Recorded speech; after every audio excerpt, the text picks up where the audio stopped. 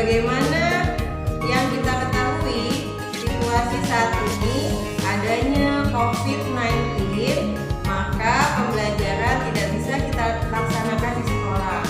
Oleh sebab itu, kita akan melakukan pembelajaran secara online. Nah, untuk itu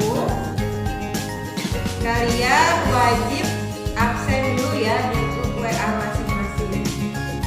Nah, selanjutnya perkenalkan, nama Ibu Selvi Nur Agnia SPD, guru SMP Negeri 8 Tanah Grogol. Hari ini kita akan mempelajari materi tentang pengaruh interaksi antar ruang terhadap kehidupan. Tujuan pembelajaran kita hari ini yaitu untuk mengidentifikasi pengaruh interaksi antar ruang terhadap kehidupan. Nah, selanjutnya perhatikan ya materi yang akan Ibu sampaikan berikut ini. Oke, kita mulai materinya ya. Pengaruh interaksi antar ruang terhadap kehidupan yang pertama yaitu berkembangnya pusat-pusat pertumbuhan. Nah, kalau kalian amati ada gambar di sini. Ini adalah gambar situasi di perkotaan. Jadi seperti pada umumnya di kota-kota besar bakalan terjadi pemusatan aktivitas. Ini terjadi karena banyaknya pergerakan orang, barang, dan jasa di wilayah kota tersebut. Sehingga ini menyebabkan perkotaan menjadi pusat pertumbuhan. Selanjutnya yang kedua yaitu adanya perubahan penggunaan lahan. Coba kalian amati di wilayah sekitar rumah kalian. Apakah ada pembangunan di sebuah lahan kosong? Nah, kalau misalnya ada, maka misalnya seperti tanah kosong, kebun, ataupun persawahan yang seperti Ibu beri contoh di sini. Ini ada gambar persawahan, bisa kalian amati. Nah, itu berganti fungsi menjadi bisa dalam bentuk perumahan atau pabrik atau pusat perbelanjaan ya. Cuman di sini Ibu contohkan adalah perumahan. Jadi yang tadinya itu lahannya untuk pertanian seperti sawah, kemudian diganti menjadi permukiman. Nah, itu salah satu pengaruh interaksi antar ruang. Jadi kita bisa menyebutnya sebagai alih fungsi lahan.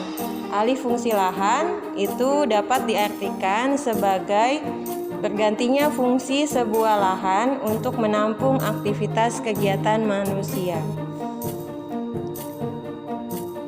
Selanjutnya yaitu adanya perubahan orientasi mata pencaharian.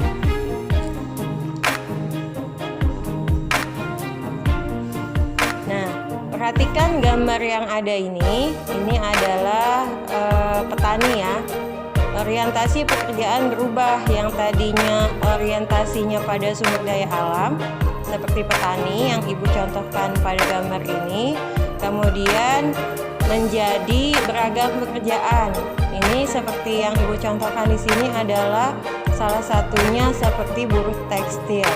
Jadi yang dulunya itu petani yang orientasinya pada sumber daya alam, kemudian berganti menjadi berbagai macam pekerjaan, misalnya buruh tekstil. Nah, selanjutnya yaitu berkembangnya sarana dan prasarana.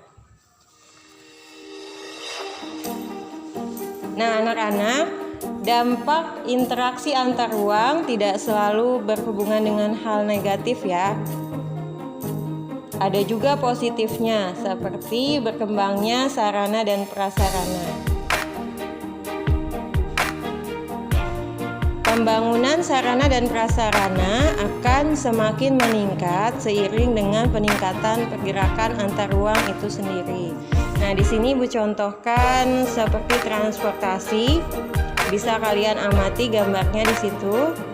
Ya, itu ada alat transportasi dulu dan sekarang ya. Ini sarana dan prasarana transportasi semakin berkembang. Tidak hanya transportasi ya, bisa juga dalam bentuk fasilitas umum, pusat perdagangan dan sebagainya. Nah, ini akan semakin berkembang dan bertambah dengan sendirinya mengikuti arus perubahan tersebut. Selanjutnya, adanya perubahan sosial dan budaya. Perhatikan gambar ini ya. Di zaman globalisasi ini, teknologi sudah semakin canggih. Contohnya pada gambar yang Ibu tampilkan ini, jika kalian amati, ini juga ada kaitannya dengan situasi yang kita hadapi pada saat ini ya, yaitu adanya virus COVID-19. Kita dihimbau untuk menghindari keramaian. Contohnya misalnya keramaian di pasar tradisional. Nah, kalau dulu kita harus datang langsung ke pasar tradisional untuk memenuhi kebutuhan. Tapi dengan berkembangnya zaman, kemudian berkembangnya globalisasi, kita tidak perlu datang langsung ke pasar tradisional, tetapi kita bisa belanja online. Di situ kita tidak perlu penjual dan pembeli bertemu secara langsung. Nah, selanjutnya yaitu berubahnya komposisi penduduk.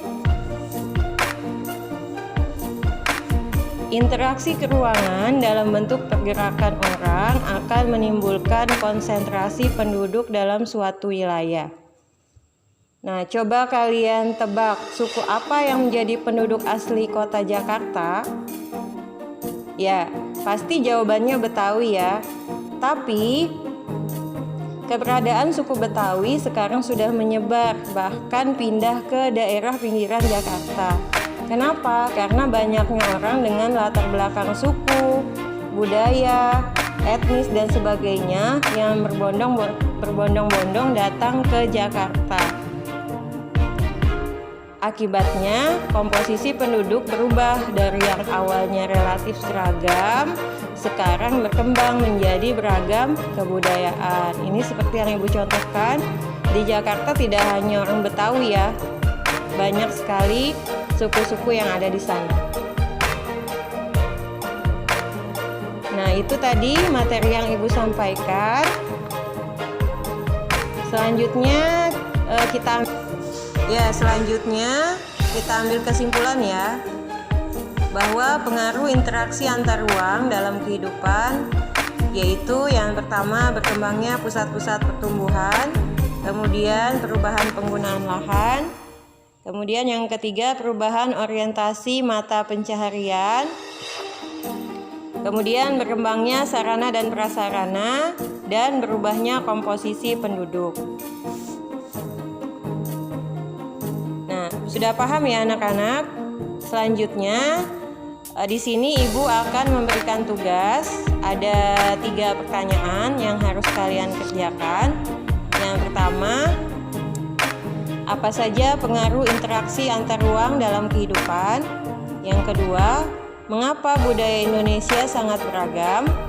Yang ketiga, jika kalian perhatikan lingkungan di sekitar tempat tinggal kalian, adakah yang berubah sejak kalian tinggal di lingkungan tempat tinggal kalian tersebut hingga saat ini? Apa yang menyebabkan perubahan di lingkungan tempat tinggal kalian? Untuk menjawab pertanyaan tersebut, di sini sudah Ibu sediakan ya tabelnya. Di sini ada tabel komponen lingkungan yang berubah, misalnya jalan atau pemukiman daerah. Nah, itu kalian tuliskan keadaan awal atau sebelumnya, kemudian keadaan saat ini seperti apa dan penyebabnya apa. Nah, jika kalian sudah mengerjakan soal ini atau tugas ini, kalian bisa kirim tugasnya melalui grup WA ya. Ya, demikian materi